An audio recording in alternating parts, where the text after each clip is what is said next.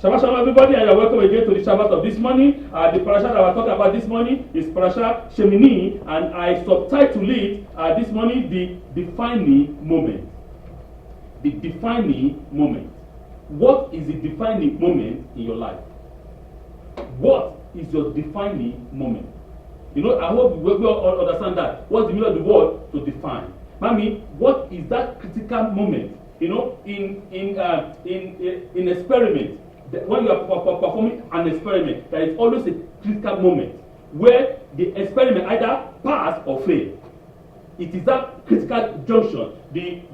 Our sages gave us this understanding that when the Holy One of He created the physical universe, He took part of Himself and He put it in the clay, and the power of that energy was so immense that the clay cannot even contain it. And what happened?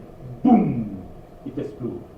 It comes to a critical moment where the clay has its own energy to resist, right? Resist, but that energy is too immense that the clay cannot hold the total sum of that power. And what happened? It exploded. And immediately the physical universe came into being. The same idea in when you talk about a bomb or a stars. If we want to talk about that, the stars, when they use their energy to the end, at the end of their life, what happened? The physics said they become a giant red planet and stars, because the core, the hydrogen, is being used up, and now there is no any more hydrogen. Most of those elements become heavy elements. It's too heavy, it's like iron, too heavy that they can't produce anymore. And then what happened to the star? Boom, it explodes. Right? And then some of them form black hole, or some, when they explode, they form what is called neutron star. So dense power that is spin like you can't even imagine. So the same idea here. What is your defining moment? What was the moment, the actual moment that you said, who? I want to follow God. I'm tired of being myself. When is that moment that you came to the realization that I'm going to do what? Follow the Torah. I'm tired of following religion. Because religion is of a man, but faith is of God. When is the critical moment in your life that you realize that enough is enough? I'm tired of going through the way of the multitude. I want to come to the other side. Just like Abraham. So you know what? I'm tired of these people. Now I'm on the other side. I'm on my own, following the direction of God. When is that critical moment? I just want you to think about that. A critical moment comes in a woman's life when the woman is about to give birth. You carry your baby for 9 months, but the baby won't stay there for the rest of his life or her life. It's critical moment come where that baby has to come out. Think about that and try to use it in your spiritual life. Because we always need to look at this physical thing to understand the spiritual thing. Parashat Shemini states in Vayikra, in Vayikra chapter 9, verse 1, in the book of Leviticus, chapter 9, verse 1. On the 8th day, Moshe summoned Aharon and his sons and the elders of Israel.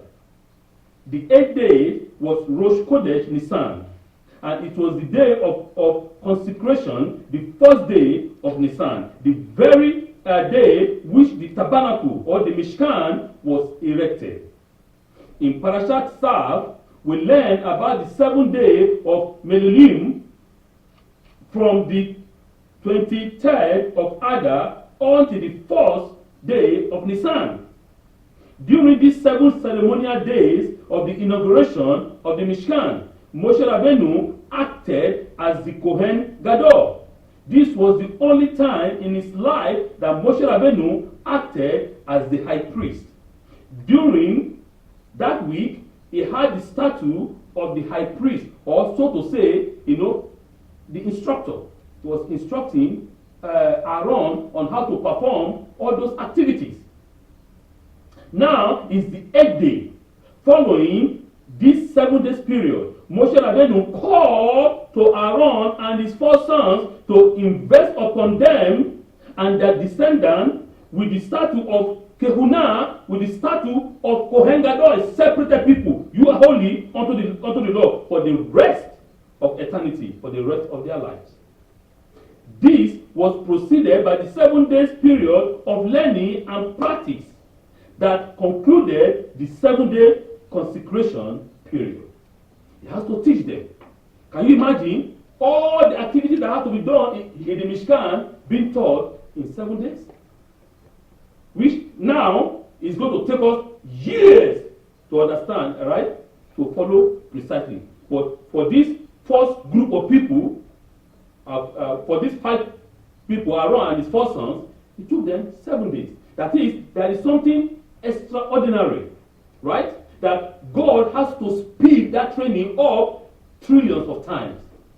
Because in that time, they are in the wilderness. They were not in the land of Israel, where you can relax and take a note. Here, you can't take a note. Here is ali, fast. You need to get this thing done quick, right? There is no time. The same idea comes when God freed Israel from where? From the land of Israel, from the land of Egypt. There is no time for you to do what? You know what? I need to be repenting. No. As Satan went and said, God, these people are mine. No, they sin. God said, no, this is not the time. Ale is quick. I cover them with my righteousness. That is the idea. God covered the entire people with his righteousness. Because I remember my friend, Abraham, was my friend. Right? We need to understand all this process. This time, when the same process that took 7 days, now will take people 10, 20 years. 25 years to learn, because we are now in the land. We can relax and it can be taught gently, with no problem. So Moshe acted as the Kohen Gadol in these seven days, teaching the people, teaching Aharon and his son on how to perform those rituals. And now come the 8th day. And now is the time for what? Exam. Right? When the student learn, it's always an exam. Now Moshe said, okay, my time as the teacher, as the instructor is over. Now you are now the head. Moshe is no longer the head. You and your children after you are the head. Now you have to come and do exactly what I taught you for these 7 days. Can you imagine somebody now, because we men, we like power, right? We love, power is sweet. It's like honey in our mouth. And it's like, it makes us crazy, right? God is telling a man who is the what? Who is the leader, right? God says, I have nothing, so to say, for example, you are no longer the leader. Now, your own time is going to pass and that is it. This, your brother, is now going to be the leader for the rest of his life, of his descendants. Moshe should be, as a human being, right? Say, wow, God, I'm the one that is doing all this thing. Why don't you take my own children? Come on, we try to argue, say, it's not right, God, I did all this thing, I walk with you, complain. He didn't complain. As the will of God is the will of God. Has God won? Has God won? Right? Okay, may I go aside, come, my brother, and do the work. But me, I have my own special place. As a prophet, I continue to guide. I continue to assist. But after the prophet is gone, that is it. Not his descendant, no more. Only him. But this one is his descendant forever and forever. So some of us in our life might be jealous. Say, man, God, let the will of God be done, right? No pompous, no pride. Just like David. David said, I will even be more humble to serve the Lord. Parashat Shemini marked a powerful turning point in the book of Vayikra, in the book of Leviticus. After days of preparation, the Mishkan, the Tabernacle, is finally inaugurated and the divine presence is revealed to the people of Israel. This moment is filled with joy, and spiritual elevation, for the Holy One, blessed be He, lifted up the people unto Himself. He brought them, on that day, He married them, just like the husband married the bride. He married them, say, this is a covenant between me and you, right? That is the idea. Aaron and his son begin their service as Kohanim, offering sacrifices on behalf of the people. They become an intermediary, just like Yeshua HaMashiach is our intermediary before the Holy One, blessed be He. A heavenly fire descended and consumed the offering on the altar, and the entire nation responded with jubilation. Hallelujah! Hosanna, Hosanna! Falling on their faces in reverence, paying obedience to the Lord, the Almighty. It is a moment that affirms the closeness between the Almighty and His people. You see, it was just a very, it's a kind of a second experience that we experience on the same that we experience on Mount Sinai, right? It's the same thing. Oh, it's an awesomeness, you know, that God is not lifting them up again, forgiving them all their sins, their iniquity, their transgression, and bringing them back unto Himself, like mama and her children, like a father and his children. So, yet almost immediately, this joy was shattered by what? Tragedy. Nadab and Abihu, the son of Aaron, bring an alien fire before God, something that was not commanded, and they are consumed by divine fire. The sudden loss is shocking and is very, very painful.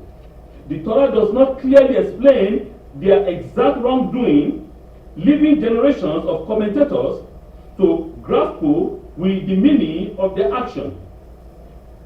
Were they overzealous, acting independently without instructions, entering a sacred space improperly? Whatever the reason, the message is clear. Closeness to holiness requires what is called discipline, humility, and adherence to the divine command. You see, we were all happy, just exactly the same way it has happened on Mount Sinai, the same, it happened again. Hey, God has lifted us, oh God has commanded us 10 commandments, everything, hallelujah. Oh, this Moshe, we don't know what happens to him. Let's make an idol. Right? The same idea here. Oh, okay, everything is up, everything is fine. Jubilation, we just read it. Jubilation, divine fire came down, consumed the whole sacrifice, everybody's fine. And again, in the second, another person kaput. What is going on here? Why is this keep on repeating? Why is this Torah understanding keep on repeating every time? We need to understand what the Holy One said He is teaching. In the time of happiness, when you are hunky-dory, that is the most important time that you should be very careful. Extremely careful. Because the enemy is right there at the gate. It's not going nowhere. He's looking at you, and his idea is to always bring that joy to an end. You have to be that. If you say in my language, it's funny, right? My language, that's what I know, so I use my language as an example. In my language, we always say that sadness does not kill people. Happiness kills people. When I was young, I didn't understand that language. I was like, what kind of quack mentality this my forefathers had? Why you say that sadness does not kill, happiness kills? It was later on I understood. When I asked my mom, I said, what is it? And my mom began to explain. He said, listen. He said, when people are sad, they start to sit down and quiet and begin to think why this and this and this and this and this is. But when people are very happy, their mind, their reasoning is gone. It's like a drunkard. By the time they go to step on the trap, they don't know. Because their mind, their happiness is already consumed. They don't see. They are blind. It's a drunkard. And when you are drunk, you don't know what to do. That is the problem. So I say, hey, it makes sense. So we need to understand this point that the Torah is talking about. And the divine fire came from heaven and consumed the sacrifice. And they were happy. And they all obeyed and said, hey, the Lord is God, the Lord is God, the Lord is God. But there are people who say, hey, yeah. I was there yesterday when Moshe Rabbeinu taught my father how to invoke this power. I was there yesterday when Moshe Rabbeinu do this miracle. Wow, man, this is This is wonderful. Bro, let's go and practice it. Let's go and try it. It's going to work, I'm telling you. Because we were there, we saw everything. Some people say they were drunk. Some people said they were eager to, because they were eager to be close to God. Some people said it is their ego because they want to repeat what they saw yesterday. They want to repeat it again, see if it's going to work. But it doesn't work that way because you are not commanded to bring that fire. Remember that the fire that came down, you see, if people have to understand that fire has been coming down many, many times. Right? This fire is not a fire that burns. When you put your hand, it doesn't burn you. It doesn't burn your physical flesh. It doesn't. This is a fire with intelligence. This is a fire that has the mind of its own. This is a higher spiritual understanding that sometimes you don't understand. There's a lot of things that men does not understand. And this fire is a spirit. It's a living being. It's not a fire, like, oh, no.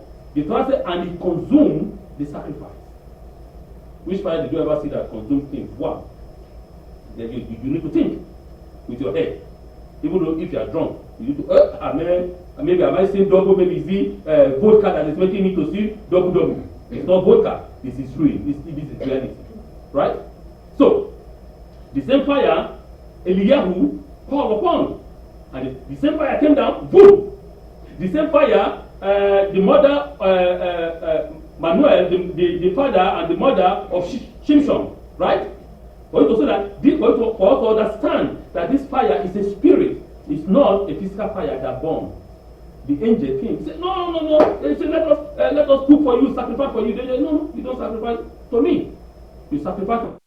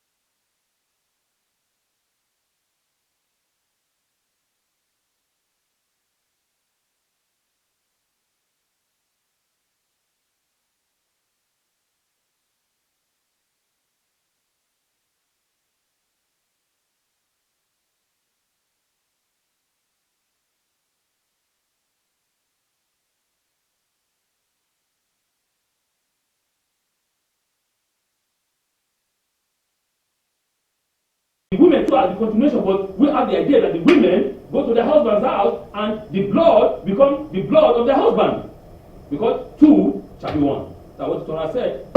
She's clean to her husband, and so she belongs to the husband. She doesn't belong to me anymore, even though if she's my daughter. now I have handed her over to that man. She's no longer mine. Even though part of my blood flow in her, but it's now the responsibility of that man. So for a man to lose two sons, boom, just like that in a day, is a terrible thing. But this man speak nothing. He was silent because he understood one thing, and this is it: that there are a lot of things that my brother Moshe understood that me, I'm not yet there. I don't understand it. So what I don't understand, the best thing for me is to do, to keep my mouth shut. Don't even say nothing. But being silent is better than speak nonsense out of your mouth.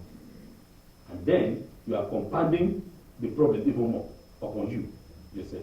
Just like Miha, the daughter of Shaul Hamelech.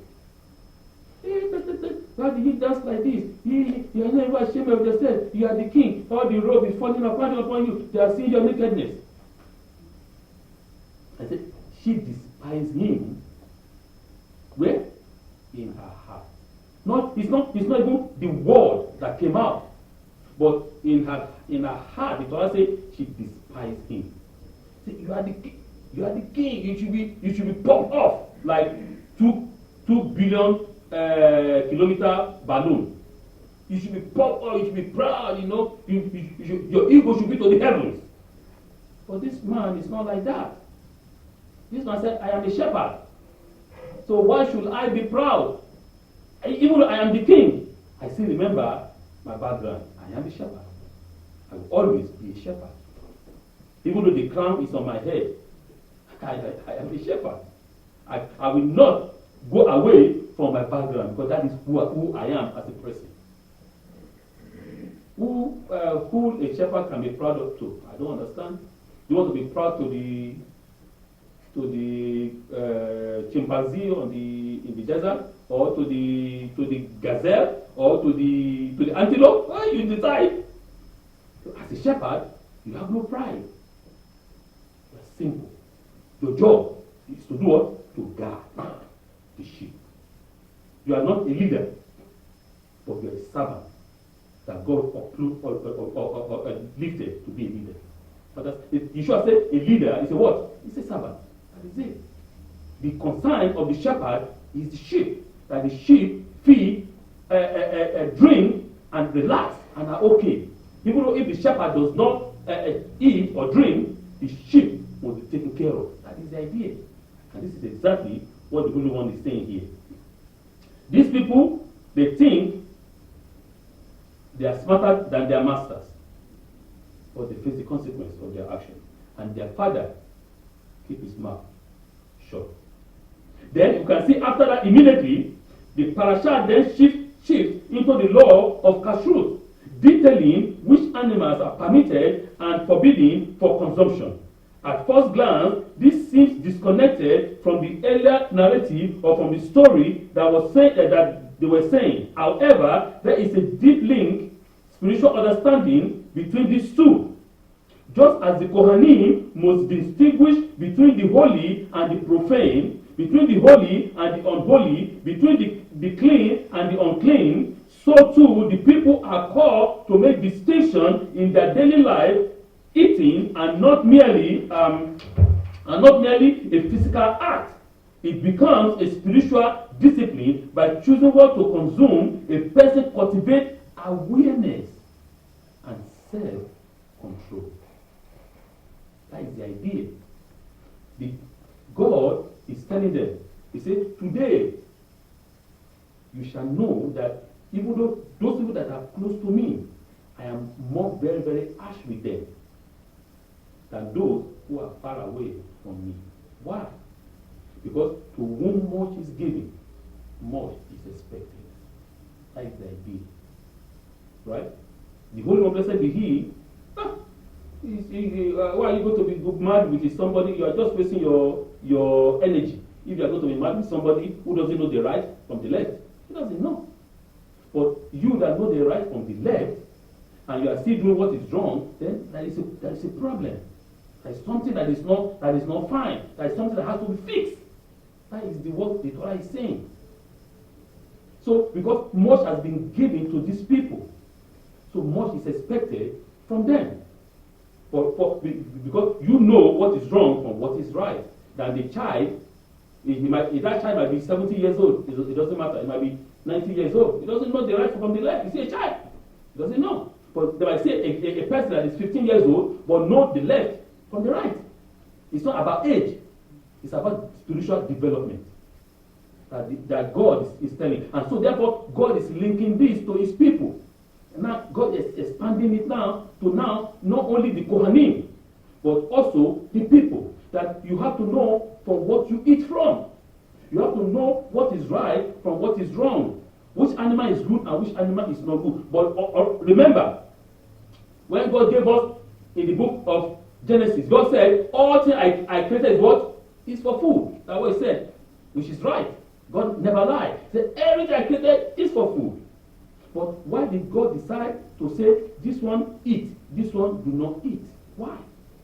Because we need to understand the nature and the spiritual interpretation of those animals. That God say eat and don't eat. Right? Because it's about the spiritual implication.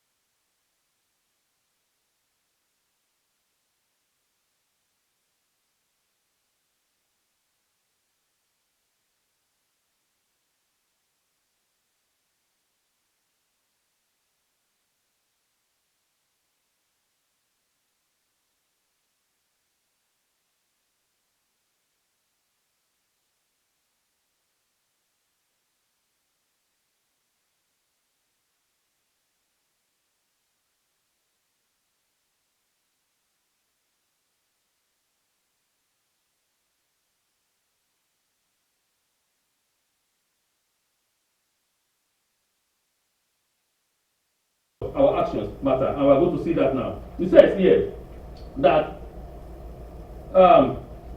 with this law, you will be able to distinguish between the unclean and the clean, between edible animals and animals which are not to be eaten. And let's see what Rashi said. Rashi is giving us explanation here. He said, between the unclean and the clean.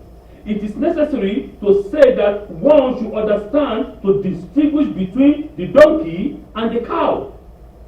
Have they not already been closely defined as to their distinguishing characteristics? But the meaning is that you should thoroughly understand how to distinguish between what is unclean for you and what is clean for you, between what is forbidden and what is permitted to you. Remember the word permitted. Is that everything free? No. What is permitted to you? Between the case of an animal whose, for example, between the case of an animal whose windpipe was only cut half through by the knife, and the case when the greater part has been cut through. In the former case, the animal is forbidden. In the latter, it is permitted as food. Sifra Shemini chapter that is in the Talmud. Sifra Shemini chapter 12 verse 7. The Sefsei Aharon explain the unclean is caused by your actions, and the clean to you is based upon your action and intention. Let me explain what I just said now.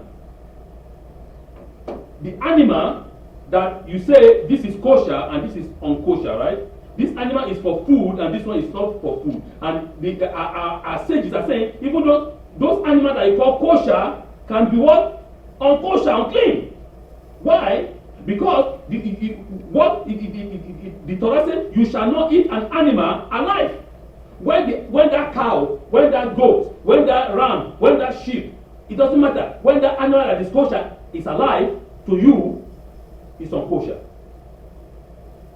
It is unkosher because when that animal is alive, there is life force that is flowing through it. You can't eat it like that because the Holy One Blessed He said you shall not eat life with the animal. The life force has to be removed, right? The blood has to fall down before that animal becomes kosher, before you can eat, right? Why that animal is alive is unkosher. Can you imagine that? You can't eat it.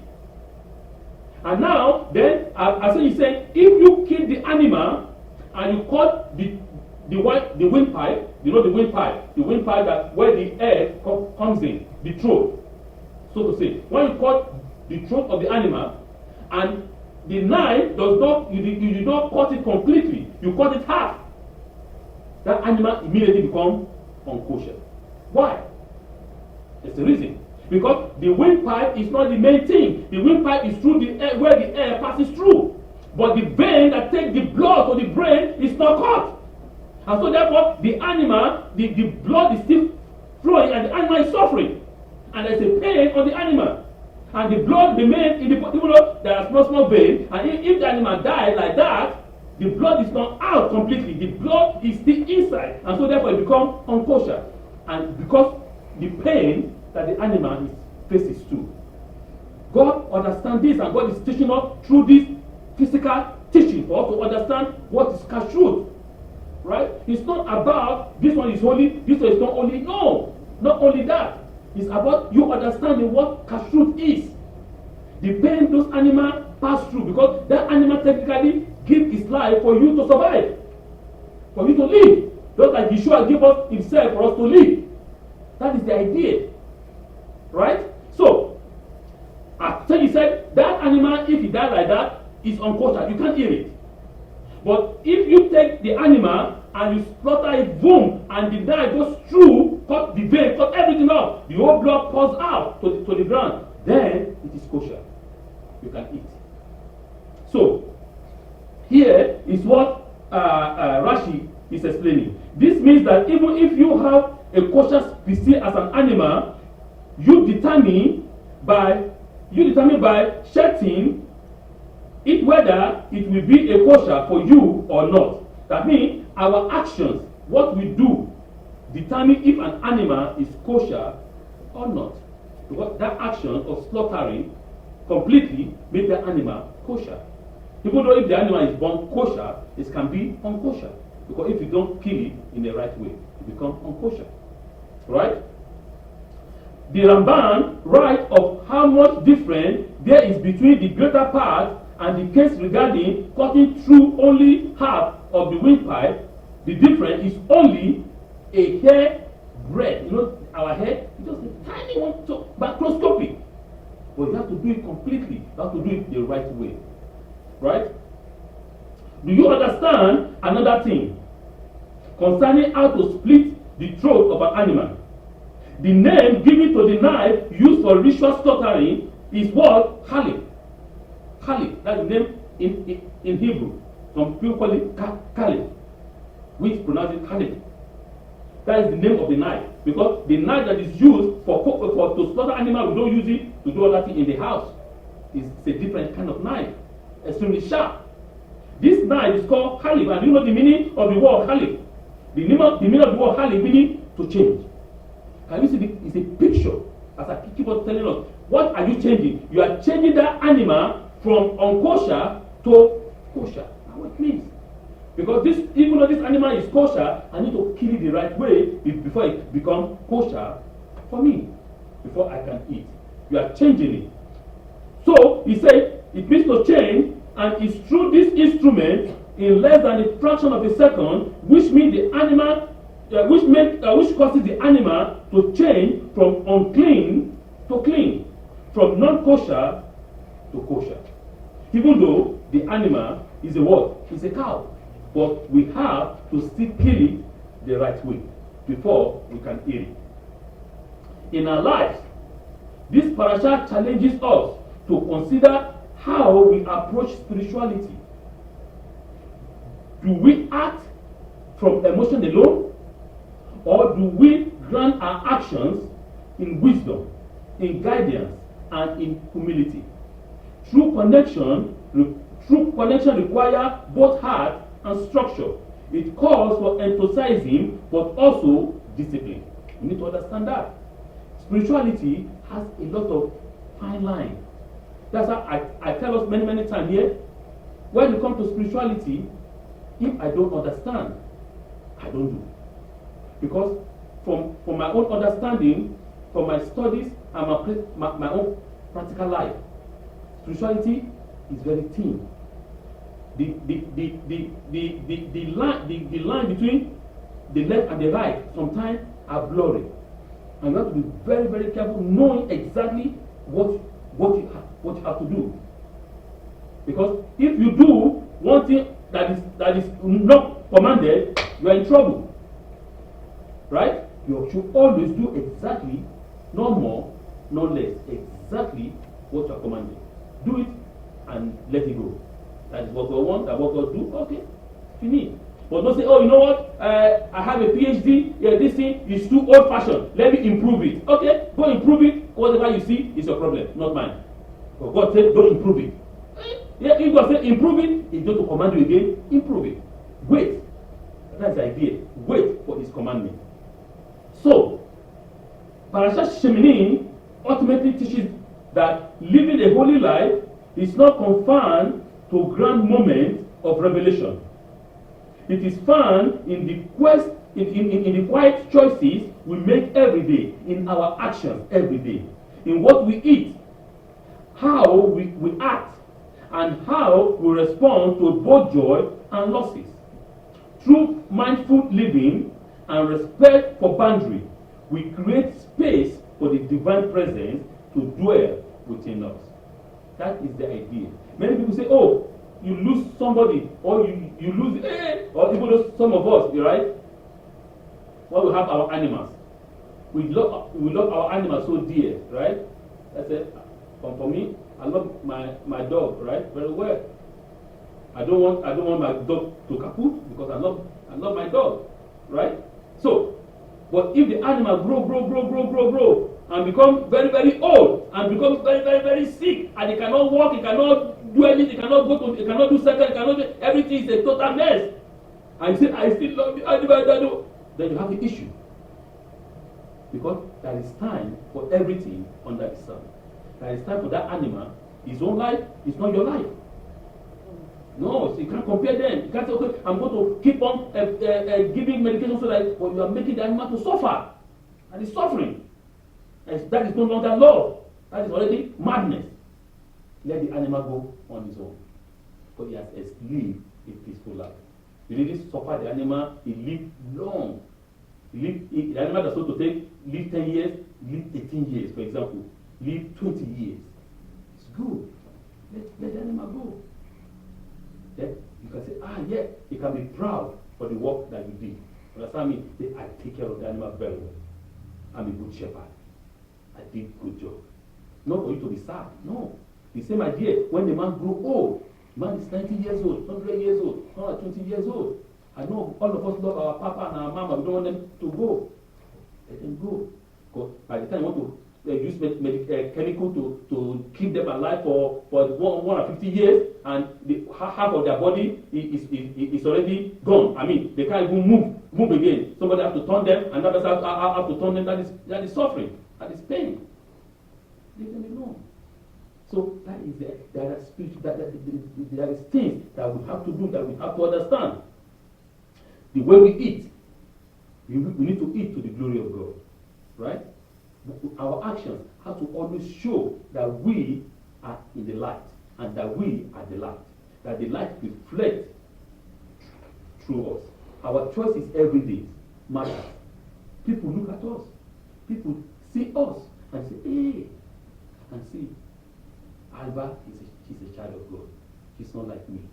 Even though I deny it in my head, I can see with my 2 eyes. She's not like me. They might try to deny you, lie, but there's some action that you do. They say, no, I give up. This guy, I'm not on his level. He's not on my level, right? They know that within themselves. They are convinced within their soul, even though they don't like you. Just like Shaul, Amalek, and David Amalek. David said, my hand, even though you see all the tests that God tests David Amalek, God intentionally give the life of Shaul in his hand to see if he's going to kill him, right? It's not because he's smart that he can do some scout. No, God intentionally give. It's a test. Intentionally give the life of Shaul in his hand. Kill him. Let me see if you're going to kill him. No, I'm not going to kill you.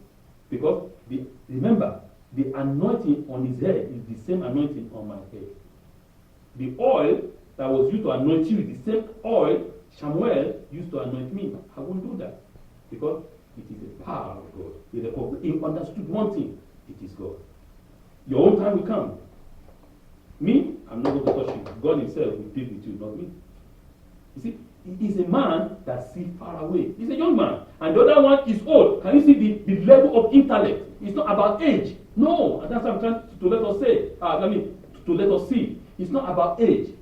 It's about the spiritual understanding. David have that spiritual understanding which Shaul never had. He doesn't understand it. Right? And at the right time, God deal with him by himself. So this is the idea. So we as a child of God have to always do this. Even though they don't want to recognize it, one day they will recognize it. They say, no. This guy, this woman, this boy, this person, no, it's not on my level. It's different.